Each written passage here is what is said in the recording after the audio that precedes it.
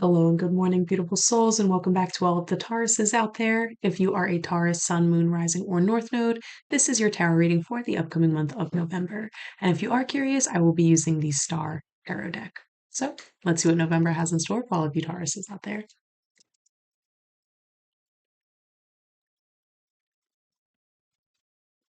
Okay, so the first card to pop out upright was the King of Cups. I think it was the second or third card to actually fall out, but the first one that was upright, and the only one that fell out upright, actually. So I feel like this is kind of a prominent energy theme that we're moving towards in November. And then all of the ones that were upside down were the Ace of Wands, congratulations, new beginnings.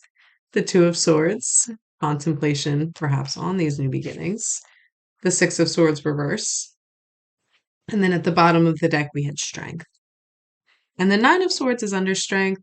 I don't know if that is relevant here. I felt the need to say it, so I think with the Six of Swords it might be, but not to the extent that the Nine of Swords usually holds. Excuse me. So, like I said, I really think that the King of Cups energy is kind of who slash what you will be embodying for the most part in the upcoming month of November. There is a clear-headed, clear-hearted level ground that you're walking on because you have taken the time to go through your emotional baggage. You've taken the time to really reflect and analyze on the situations that brought you to where you are right now. And because of that, you are again, it's like a level-headedness. It's you're sure of yourself, you know where you're going, which is great again with this new beginning. But I think you're going to be tapping into, let me show you those cards again. You're going to be tapping into this sense of level-headedness to make some sort of decision. I think this new beginning, you might have options moving forward, denoted by the Two of Swords. You might have options moving forward, and it's almost going to be, I don't want to say a battle, that's kind of dramatic, but it's going to be kind of a strain, like a pulling, like a tug of war between your head and your heart. And ultimately, your heart is going to lead you because the King of Cups is the master of his heart, his intuition, and the Ace of Wands is all about tapping into your intuition on the new beginning. But it's like, and I think this part is emphasized with the Six of Swords reversed. It's your head wants to choose a specific path because it thinks it's going to bring you back home, if you will, or to that feeling of home, or just bring you some sort of comfort that you felt you may have lost in the storm of the previous months if you have been going through a rough time. But ultimately, the reason it's reversed is because what your head thinks it wants is actually not going to be what that ends up being. I don't think it's anything detrimental. And honestly, I don't think you're going to choose that. I think 99.999% of you that see this video are going to be following your heart. That's seen here, especially with strength at the bottom of the deck. You're going to be following, and you can even see the infinity symbol is circulating her heart there. She has the lion for bravery, the snake for cunning, and just intellect, and using the head in a healthy way rather than, and I say this metaphor all the time, letting your head be in the passenger seat rather than the driver's seat. So you're still using your intellect and your logic, and you're making the playlist, you're doing your thing, but ultimately the heart is driving. And the intuition is driving, and you're following what feels right rather than what you think is right. So, but like I said, although you are going to ultimately choose the path of the heart, there will be some tension until you get there. And it's going to be, it's almost, I don't want to use the word test. It's almost like, but it's you testing yourself to make sure that you trust your intuition enough to follow that rather than the chatter of the mind. And that's ultimately what that is. And I love the symbolism in this deck with this card because the top you have the conscious mind, you have like the waking mind, what you can consciously understand versus the unconscious, which is hidden from you. And it's about finding balance between the two. It's not letting the conscious be the only one that guides you, but also keeping the unconscious in mind. So if we want to put that metaphor on a map micro level, it would be the unconscious in the passenger seat with the conscious in the driver's seat. But then they switch, they flip-flop, and you let your unknown guide you every once in a while. It's not you're permanently banned to one side or the other. And I think it's this new beginning is going to spark some sort of creative umph. Something, and maybe you've been feeling like you've been in a rut. I'm not seeing that in the cards, but that I feel like Ace of Wands is a new beginning after a period of stagnancy. To me, that's usually what it denotes here. So I feel that this new beginning is going to help you reconnect with your intuition on a whole, with your creativity on a whole. You're going to want to be doing more things. You're going to have more ideas going through your mind and things you want to act upon that really connect with who you are deeply. And again, it's that King of Cups energy. Really connect with who you are on a deep emotional level, and you will use that connection to yourself to bring more beauty into the world. And even if it's not the world, to bring more beauty into your own life. And you bringing more beauty into your life, Taurus, you guys are all about the aesthetics. You're all about just keeping life beautiful. Venetian, it's a beauty, it's a calm, it's a peace, it's a balance. And that's what you're ultimately always seeking is all of that. And that King of Cups energy really allows you to find that, especially with the spark that the Ace of Wands offers. So, whatever is up next, again, your heart is going to lead you. Your heart will guide you exactly where you need to go. And if you recognize that your head is being loud when trying to make the decision of which way to go, that's when you know you're on the right path. Because the fact that they're kind of dueling it out, fighting for tension, means that you are on the way to letting the heart win. And you'll feel it. It's not going to be anything that's going to cause, it might cause confusion because the head's like, hello, I'm being so loud. Why aren't you listening to me? But ultimately, the heart's going to be like, shh, it's okay. Just trust me. Just follow me. And I like, even the way I feel right now, it's very mellow. It's like, it's not going to be anything that disrupts your day to day or causes a lot of feelings of tension. Although the situation might be pulling one side or the other, you won't feel that way. Your heart is going to, and that's why it's going to be so easy for you to follow your heart and your intuition, because it's going to feel natural. It's going to feel like this is just what you're supposed to be doing because it is.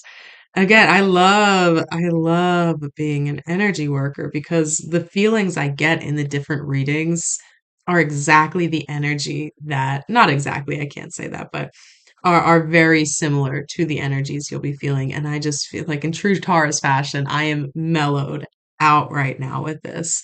There's no stress, there's no questioning. It's just, this feels good, so let's follow it.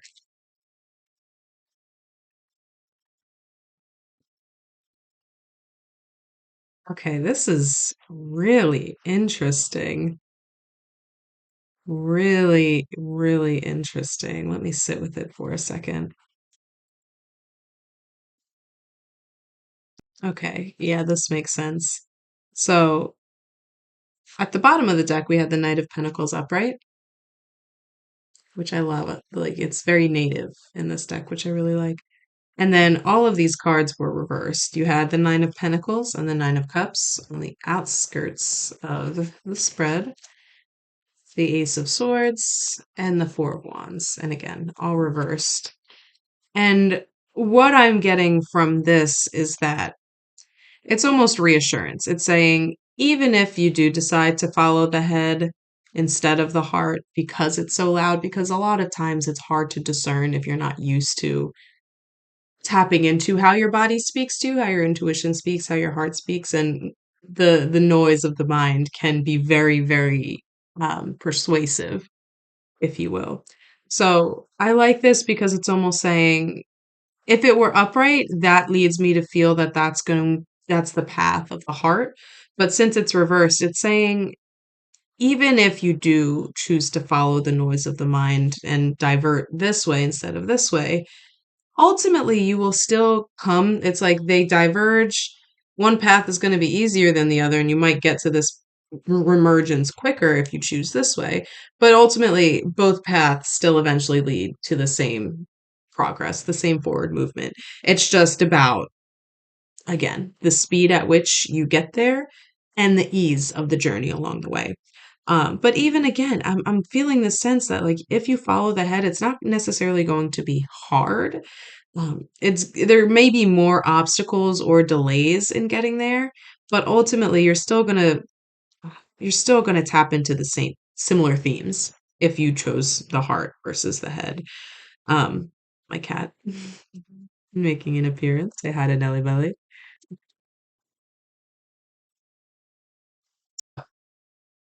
If you do choose to go down the road of the heart, you will be ultimately leading yourself to a sense of satisfaction in your work, to near completion with whatever this creative spark brings about. But again, it's just going to be a slower pace. You might hit some obstacles. And with this Ace of Swords reversed, it's saying it's following your head is actually going to lead to a lack of clarity in where you're going next. That's the reverse side of it. It's new beginnings, but it's almost like you're moving through smoke and mirrors and just trying to stumble your way through rather than having that clear path ahead. But it's ultimately going to lead to through your confusion and your lack of clarity, you will eventually come back to clarity. But again, that's just what keeps coming back. It's just going to be a little bit more difficult to get there. Four of Wands, celebration and connection and unity is waiting for you at the end of it. But again, it's delays if you choose to follow the head. Versus, oh, and I'll talk about the Knight of Pentacles first because this is no matter which. Oh, and the Queen was under the Knight as well. Queen of Pentacles. Because ultimately, no matter which path you choose, whether it is the path of the head or the path of the heart, you know you're going to have to be patient with the process either way. You know you are going to have to tap into the idea that this is a long game. And the Knight of Pentacles is kind of a dichotomy because the knights in the tarot want to charge head first. They want to go fast. They want to just, I mean, think about a knight in classic mythology. You know, they're the ones that run into battle without a care for themselves. They're just thinking about, I want to win, I want to get there. But with the Pentacles are a slow pace, a very Saturnian energy that focuses more on the long term growth rather than the short term rewards. So when you have the Knight of Pentacles, he is charging in his own way, but it's a slow paced. It's taking things one step at a time because he knows his diligence and attention to detail in this process is going to bring about a again that word level wants to come back is going to bring out a more level foundation once you get through whatever this nightly battle is. And again, I don't want to use the word battle, but just because it's the night, that was the right word to use there. um yeah, if you do choose to follow the, so again, you're going to have this patience, and I think that's just your natural state also, as a Tarian. But if you choose the heart, everything is much more. All of these reverse cards turn upright. The nines go into the middle. So you have a near completion of whatever this task is with ease, and you get to a point where you don't feel like you even have to work because, and I love using the theme of harvest as an example for the number cards in the Pentacle suit.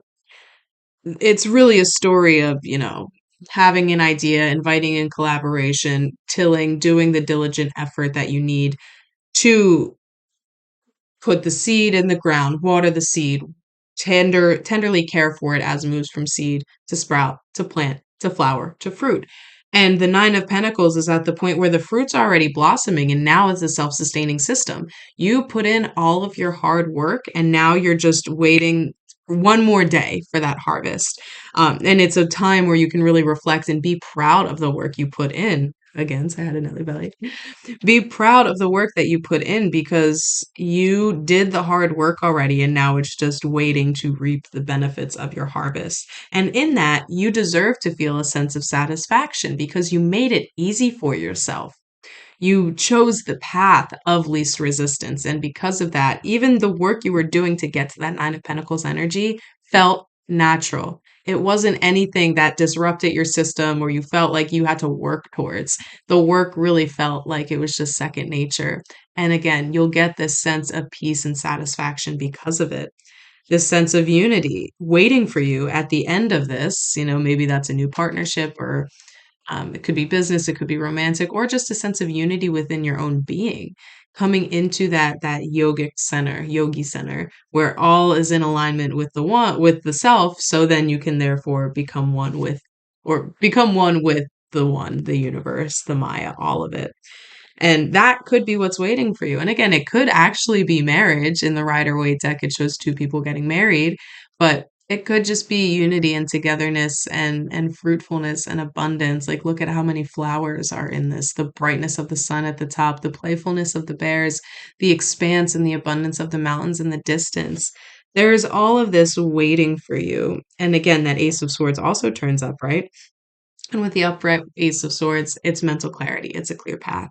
So, no matter what, I'm emphasizing this again, no matter if you choose the head or the heart, they'll diverge. You'll go down your path. The head might be like a little jagged, a little zigzaggy, where the heart's more streamlined, but eventually they're going to remerge and you will have learned the same themes. But I think the head is going to be a little bit more jagged and more lesson focused. But some of you may need that. You know, some of you learn better through trial and error and then going again rather than just, I can't even say trial and error here because it like this path does seem so streamlined. But one path is not better than the other. And ultimately, no matter what you choose, you are going to end up exactly where you need to be. And I think that's brilliant. I think that's really brilliant. The Seven of Swords also snuck out on the side here, though. I actually didn't even realize I pulled it out, but I just saw it when I went to shuffle the cards.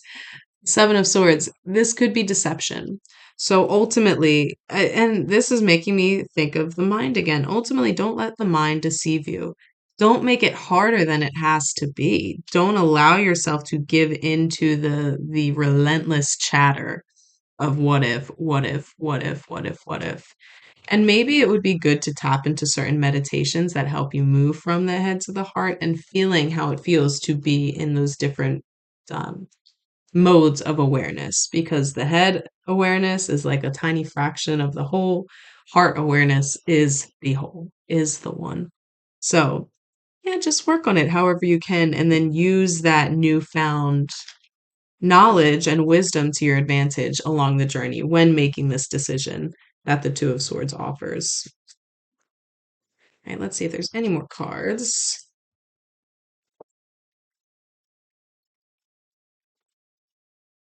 Oh, lovely. Okay. So we had the Wheel of Fortune jump out, Ten of Pentacles reversed, and the World reversed. And then the Devil reversed. And this is actually one of the times in the tarot where the reverse message is actually significantly more positive than the upright message. Um, I want to start with the Devil reversed. And we'll do it quickly because I know we've kind of been going for a while. But Devil reverse means you are getting a grip on your own bad habits, on your own vices, on the things you know you shouldn't be doing, but you're just doing it as a means of escapism. You are getting a grip on that. And maybe this is a good sign for you choosing the heart over the head, or ultimately, if you do choose the path of the head, that you're not going to let your vices or you're not going to let the difficulty, and again, I use that word very sparingly, the increased difficulty of the head path to bump you back into bad habits because you know you have a mission. You know, I'm going along this path to learn a specific lesson so then I can remerge exactly where I was supposed to be after the fact. And it's through those that you're not allowing these bad habits, bad vices to get the best of you along that journey. So congratulations with that. Wheel of Fortune, and this one is what's interesting to me. Oh, the way I picked these up is upright. The way I picked these up is upright. So ultimately, I think this upright energy is available to you. Ten of Pentacles, success, togetherness, the ability to, again, have that level foundation so you don't have to worry. Hard work before, so you can now rest after. And then the world is completion. It's the ending of a cycle to start anew eventually, but it's basking in the glory wants to come to me, but glory I feel like can have a negative connotation. It's basking in how proud you are of the work you put in, of learning all the lessons, and of getting ultimately to where you want it to go and where you should have gone in the first place. So Wheel of Fortune. I feel like the Wheel of Fortune, it depends. The Wheel of Fortune's message changes depending on what type of cards come out in the spread as well. The Wheel of Fortune jumping out with the Ten of Pentacles and the World, it's that completion. It's so this is completion of half the cycle because it goes from 0 to 10 and then from 11 to 21. This is half the cycle completed, and then this is the whole cycle completed. So it's like it's taking it step by step, but ultimately knowing that success is at the end of your journey, which is also the beginning of the next one. Oh, I have chills. So again, Taurus, you can't choose wrong here. You really can't choose wrong. No matter what path you take, you will still feel this sense of centeredness and groundedness and a level head. And you know the path you're going to take is for your greatest good. And there's no right or wrong answer because ultimately they end up at the same place. It's just, do you want the trials and tribulations so you can learn the lessons, gain greater wisdom potentially that you may have lacked before? Even if it's a little bit bumpier, you are going to learn on that journey. Or have you been like, I have been learning for so long, I want ease, I want streamline, I want the easiest path to get there. It really is a choice that you have, and we'll go back to that Two of Swords. It's a choice you have to make. So it's there's no right or wrong. It's whatever path you choose is the one that's exactly right for you. And again, ultimately it's leading towards your greatest sense of satisfaction and abundance and completion of the cycle. And. So congratulations, Taurus. November is going to be, I don't want to say easy for you, but if the way I'm feeling has any hold over how you'll be feeling moving through the month, it's going to be peaceful at the very least. So I'm happy for you guys. But of course, with all of that said, this was a general reading, so not everything may have resonated. And if that's the case, I advise you to check out the website linked in my bio below. You can book a personal reading for me, or personal reading with me on there for tarot, astrology, and human design. We're adding numerology shortly, so stay tuned for that. But if you did like what I said, even a little bit, leave a like, drop a comment, let me know how it resonated or anything like that. And of course, we do this every single month for all of the signs. So if you want your forecast for the upcoming month according to the tarot cards, go ahead and subscribe to my channel. I'd love to see you here again in the future. But otherwise, Taurus, again, streamline lessons, whatever. Choose your path. It's like a Mad Lib in that way. Like or those books where you get to pick your journey. That's essentially what it is, and ultimately you're going to arrive at the same ending. Um Ease and peace and togetherness and abundance waiting for you. So I'm excited to see what you do with it. Until next time.